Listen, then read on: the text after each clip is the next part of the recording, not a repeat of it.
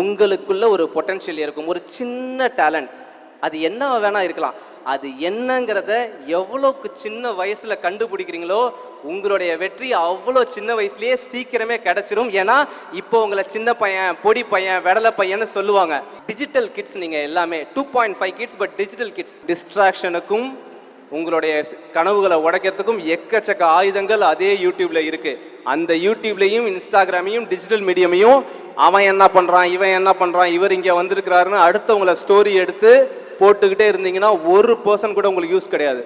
அந்த மொபைலை இந்த பக்கம் திருப்பி என்கிட்ட இந்த திறமை இருக்கு, என்கிட்ட இந்த திறன் இருக்குன்னு இப்படி உங்களுடைய டேலண்ட்டை பதிவு பண்ண ஆரம்பிச்சிங்கன்னா 1 வருஷம் இல்லை 2 வருஷம் இல்லை, ஒரு பெரிய கம்பெனி உங்களோட ஐடியாவை எங்ககிட்ட கொடுக்குறீங்களா, உங்களுக்கு நாங்கள் இதை பண்ணுறோன்னு சொல்லி உங்களை கூப்பிட ஆரம்பிப்பாங்க. உங்கள் கைகளில் எல்லாமே இருக்குது, அதை ஆக்கப்பூர்வமாக பயன்படுத்த